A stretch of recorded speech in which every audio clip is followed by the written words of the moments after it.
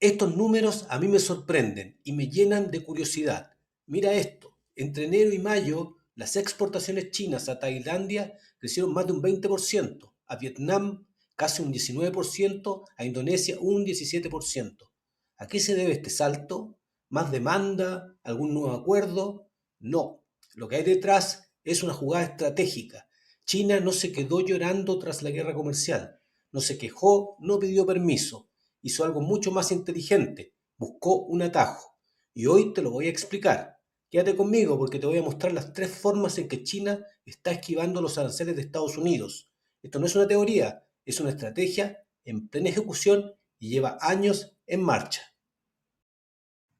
Esto para mí es simplemente una jugada maestra. Cuando Trump desató la guerra comercial en 2018, muchos creyeron que el impacto sería inmediato, pero China jugó a largo plazo. En lugar de pelear con más aranceles, empezó a mover sus fichas industriales. Invirtió miles de millones en construir fábricas en Vietnam, Tailandia e Indonesia. Y no fue casualidad. Automóviles, celulares, maquinaria, todos armados en territorio extranjero, pero con piezas fabricadas en China. El resultado, producto local, arancel evitado. China extendió su frontera industrial sin mover una sola provincia. Hoy sus empresas producen fuera, pero siguen exportando lo suyo. Este fue el verdadero contraataque chino, silencioso, pero efectivo. Pero al parecer, esto no es todo tan limpio como pensamos. Y si es verdad, me preocupa muchísimo. En países como Indonesia, con una industria menos desarrollada, algo no cuadra. Las exportaciones se disparan, pero la capacidad productiva sigue limitada. ¿De verdad están fabricando o solo están cambiando la etiqueta? Expertos y autoridades ya lo sospechan. China estaría usando estos países como simples puentes, contenedores que entran, se rebautizan y salen rumbo a Estados Unidos.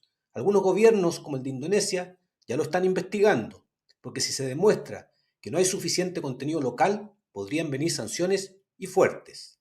Esto no es solo una jugada comercial, como ven, es una carrera contra el reloj. Y esto sí que es nuevo para mí, ya que mientras todos miramos a Estados Unidos, hay algo más que está pasando y que es de igual de estratégico. Una parte creciente de las exportaciones chinas ya no va al oeste, se quedan en Asia, se queda en casa. El sudeste asiático ya suma más de 700 millones de consumidores, tiene acuerdos de libre comercio con China y lo más importante, tiene una clase media que está creciendo a toda velocidad. Es sorprendente, ¿cierto? Hoy China no solo triangula productos, también abastece un mercado enorme que compra directamente y sin barreras. Mientras Estados Unidos levanta muros, Asia abre puertas y China simplemente entra. China entendió que no se trata de resistir, se trata de redirigir. Hoy sus fábricas están fuera, sus rutas comerciales son nuevas y su mercado ya no depende solo de Washington. Este es su plan B, no es un truco, es estrategia pura.